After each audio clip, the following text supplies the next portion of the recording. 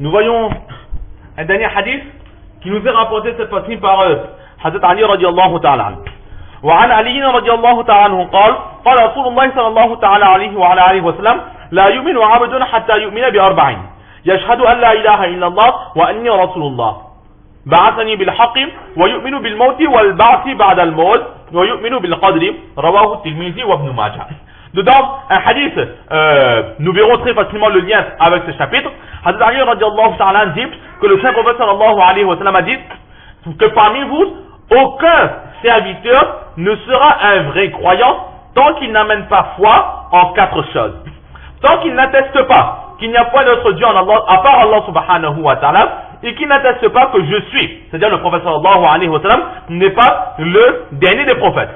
Et ba'athani bil haqq, et tant que nous n'acceptons pas qu'Allah subhanahu wa ta'ala m'a envoyé, c'est-à-dire il a envoyé le saint prophète sallallahu alayhi wa sallam avec la vérité.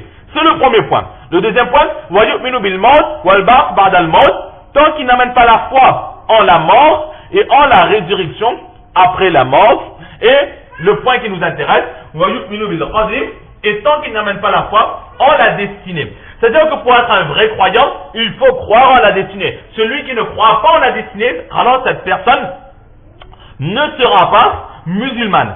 Ici, lorsqu'on dit que cette personne ne sera pas musulmane, dans d'autres hadiths, nous avions vu que ne pas être musulman, c'est-à-dire que cela affaiblit notre foi. Mais dans ce hadith, lorsque le saint prophète sallallahu alayhi wa sallam dit que cette personne n'est pas musulmane, il ne fait pas allusion à la faiblesse de la foi. Mais celui qui en elle, ou celui qui en lui ne croit pas à un de ces points, alors cette personne n'a pas la foi, cette personne n'est pas considérée comme musulmane, cette personne sera considérée comme infidèle. Le premier des points, c'est quoi? C'est la croyance en Allah subhanahu wa ta'ala. Nous l'avons déjà vu dans les hadiths précédents. Le second point, dans ce premier point, il y a deux parties. La première partie, c'est croire en Allah subhanahu wa ta'ala. Et le deuxième point, c'est croire en la prophétie du saint prophète sallallahu alayhi wa sallam. Et ici, le saint prophète sallallahu alayhi wa sallam, il n'a pas dit yashhadu an la ilaha illallah, il dit qu'il atteste qu'il n'y a pas d'autre Dieu à part Allah. Et il n'a pas répété wa yashhadu anni rasulullah. Il n'a pas dit qu'il atteste que je suis le prophète d'Allah, mais il a dit simplement que je suis le prophète d'Allah et Allah il m'a envoyé avec la vérité. Ça c'est pour nous montrer, c'est pour nous enseigner que il faut non seulement attester, mais il faut aussi croire. Dire simplement avec sa langue n'est pas suffisant. Il faut que notre cœur aussi, il croit en la prophétie du saint prophète sallallahu alayhi wa sallam. Nous avons déjà vu cela précédemment dans le premier chapitre sur la foi. Et aussi donc, nous voyons que croire avec le cœur, mais il faut aussi dire avec la langue que nous croyons en Allah subhanahu wa ta'ala. Ensuite, le deuxième point, c'est quoi? C'est wa yu'minu bil mauti. Croire en la mort et en la résurrection après la mort. Si quelqu'un ne croit pas en la résurrection après la mort, dit que cette vie ne se limite qu'à la vie sur terre et qu'après la mort il n'y aura plus rien, alors cette personne n'a pas cru en Allah, cette personne n'a pas cru au pouvoir d'Allah, à la capacité d'Allah, cette personne ne sera pas musulmane. Et en même temps donc croire à la mort et croire à la vie après la mort, donc le paradis et l'enfer. Quelqu'un qui ne croit pas au paradis et à l'enfer, cette personne ne pourra pas être musulman. Et le dernier point, croire en la destinée. Nous l'avons déjà expliqué auparavant. Ici il y a juste un petit point qui mérite d'être éclairci, c'est que le prophète sallallahu alayhi wa sallam, qu'est-ce qu'il a dit? Yu'minu bil maut.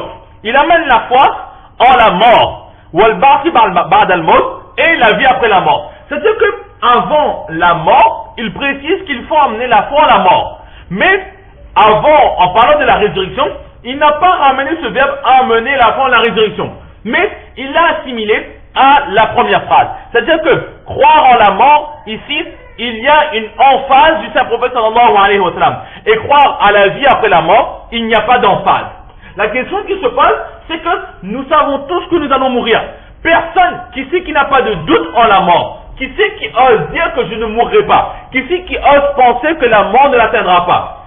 S'il y a bien quelque chose sur laquelle toutes les créatures sont unanimes, c'est qu'un jour ou l'autre, nous devrons mourir. Alors pourquoi est-ce qu'ici le prophète sallallahu alayhi wa sallam, il dit cette phrase, amenez foi au fait que la mort va nous atteindre, alors que c'est quelque chose de tellement évident que même sans le dire, tout le monde le croit. La réponse qui est donnée est très simple. C'est que même si la mort est quelque chose de certain, l'être humain, elle est tellement plongée dans une certaine paresse, dans une certaine négligence, qu'elle a tendance le plus souvent à oublier cette réalité que je devrais mourir. Allama Ghazali alayhi rahma, qu'est-ce qu'il dit? Laysa yaqinun ashbah bishakki min al-maut. Il n'y a aucune réalité qui ressemble plus à un doute que la mort. C'est-à-dire la mort, elle est réelle. Elle est quelque chose de réel qui va nous atteindre. Mais nous sommes tellement plongés dans l'insouciance que parfois, dans notre insouciance, nous oublions que demain nous allons mourir. Et c'est pour cela qu'ici, le prophète sallallahu alayhi wa sallam, il a mis de l'emphase sur cela, que rappelez-vous que demain vous allez mourir. Et aussi, Imam Raghib alayhi rahman, il dit qu'ici, le prophète sallallahu alayhi wa sallam, il a mis l'emphase sur la mort, car en fait, la mort, c'est quelque chose de très bien. Imam Raghib alayhi rahman, il nous dit que la mort, c'est quelque chose de très bien. Pourquoi? Parce que la mort, c'est la clé qui nous ouvre la porte du paradis. Tant que nous ne mourrons pas, nous ne pourrons pas aller au paradis. Donc, la première étape avant de prétendre au paradis, c'est quoi? C'est la mort. Donc, qu'est-ce qu'il y a de mieux que de mourir pour aller dans le paradis? C'est pour cela que l'imam Raghib dit que la mort, c'est quelque chose de très bien. C'est pour cela que le saint prophète sallallahu alayhi wa sallam, il a mis l'emphase sur cette mort qui est donc le premier pas vers le paradis, Inch'Allah. En apparence, c'est une destruction. C'est une destruction. En apparence, c'est une souffrance. En apparence, c'est une douleur. Mais dans la réalité, c'est quoi? C'est le début de l'éternité. C'est le début d'une vie sans fin. C'est le début du plaisir éternel. C'est le début, ce qui va nous faire pénétrer dans le paradis. C'est une des portes qui nous mène au paradis. C'est pour cela que Allah subhanahu wa ta'ala, lui aussi, lorsqu'il mentionne, lorsqu'il relate ses bienfaits qu'il a fait sur l'être humain, qu'est-ce qu'il dit? Khalaqal mawta wal hayat. Allah il dit que j'ai créé la mort et la vie. Alors qu'en apparence, ce qu'il y a de bien, c'est la vie, et non pas la mort. Mais ici, Allah, qu'est-ce qu'il dit? Il dit en premier, j'ai créé la mort et la vie. Car le bienfait d'Allah subhanahu wa ta'ala, ce n'est pas de vivre sur cette terre remplie d'épreuves, de difficultés, de souffrances, etc. Mais le bienfait qu'Allah subhanahu wa ta'ala, le plus grand bienfait qu'Allah subhanahu wa ta'ala nous accordera sera quoi? Ce sera la mort avec la foi. C'est pour ça qu'il dit, Khalaqal maut, j'ai créé pour vous la mort avec la foi, et cette mort avec la foi vous accordera quoi? Wal hayat, et vous accordera une vie éternelle dans le paradis. Donc Allah subhanahu wa ta'ala, là aussi, il a mis en avant cette mort, parce que la mort, si vous voulez, si notre vie sur terre s'est bien passée, si nous avons accompli les bonnes actions, nous avons cru en Allah subhanahu wa ta'ala, alors la mort est la meilleure des choses qui puissent nous arriver sur cette terre, car c'est la passerelle pour aller vers l'au-delà, pour aller dans le paradis. Donc c'est pour cela qu'en apparence, c'est un mal, mais dans la réalité, c'est un bien. Exactement comme une graine. Nous avons une graine. Nous l'étouffons dans de la terre. Nous prenons cette graine et nous l'étouffons, nous l'enterrons dans cette terre. En apparence, cette graine, elle est en train de souffrir. Et ensuite, cette graine, qu'est-ce qu'elle va faire? Elle va se briser. Donc cette graine, elle va se casser. Lorsqu'elle va commencer à germer, elle va se casser. Et là, une petite fleur va commencer à sortir. Et de cette petite fleur va pousser un arbre. Alors, est-ce qu'aujourd'hui, cette graine, elle nous en veut de l'avoir enterrée? Est-ce qu'elle nous en veut du fait qu'elle s'est brisée en deux à cause de nous? Ou bien, aujourd'hui, cette graine, elle est heureuse d'être un arbre qui donne énormément de fruits, tellement douce et autant d'ombre, et qui est profitable à toutes ces personnes. Donc, cette graine, elle est très heureuse aujourd'hui. Cette mort lui a donné une deuxième vie, une vie qui était meilleure que la première. De la même façon, l'être humain, lorsqu'il va mourir, alors cette mort-là, c'est le chemin pour lui pour avoir une deuxième vie. Et là, ce ne sera pas la vie d'un arbre, mais c'est la vie éternelle. Exactement comme la chenille. La chenille, pour devenir papillon, pour pour pouvoir s'épanouir, pour pouvoir devenir ce si beau papillon que nous aimons tous regarder, que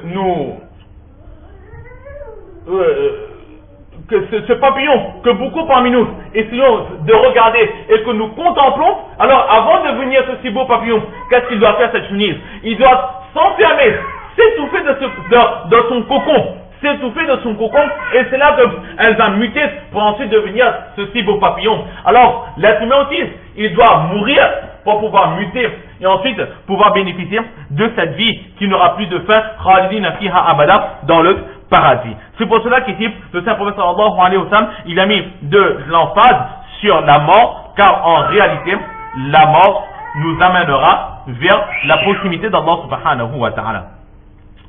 Et aussi le saint prophète sallallahu alayhi wa sallam, il a dit yu'minu bil maut, croire en la mort, mis à part ce que nous avons dit ailleurs. Ici c'est quoi? C'est cette conviction que la mort ne vient pas par la vieillesse, la mort ne vient pas par les accidents, la mort ne vient pas par la maladie, mais là c'est quoi? C'est la croyance que la mort c'est Allah subhanahu wa ta'ala qui nous donne.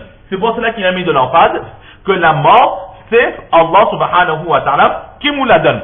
La vie après la mort, ça ne sera qu'Allah. Si vraiment quelqu'un devra ressusciter, alors là, il n'y aura pas besoin de faire des dessins pour nous expliquer que c'est le Dieu, c'est le Créateur suprême qui pourra nous ressusciter. Car aucun être humain, pour l'instant, n'a cette capacité de ressusciter, et aucun être humain n'aura jamais cette capacité de ressusciter. Donc, croire que la ressuscitation vient d'un être suprême, il n'y a aucun problème. Mais souvent, nous pensons que la mort, cette personne était malade, cette personne était vieille, le temps l'a tué, l'âge l'a tué, la maladie l'a affaibli, la maladie l'a tué. Non, ce n'est pas l'âge, ce n'est pas la maladie, ce n'est pas le temps qui tue ou qui affaiblit, mais c'est Allah subhanahu wa ta'ala qui donne la maladie, c'est Allah qui donne la mort, parfois par l'intermédiaire de cette maladie ou de la vieillesse, il donne la mort, parfois par l'intermédiaire des accidents, ou parfois, naturellement, il donne la mort à quelqu'un au sujet duquel on n'attendait même pas, on n'imaginait même pas que la mort allait l'atteindre, car la mort n'attend pas, lorsque l'ordre d'Allah vient, alors la mort survient, la mort arrive subitement par l'intermédiaire de Hazrat Israël alayhi salatu wa salam, l'ange de la mort, sous l'ordre d'Allah subhanahu wa ta'ala. Donc voilà ainsi ce que nous pouvons dire sur ce hadith. Nous allons nous arrêter ici pour aujourd'hui. Allah subhanahu wa ta'ala nous donne une tawfiq de comprendre ces quelques paroles, surtout de mettre en pratique et de propager. Wa ma tawfiqi illa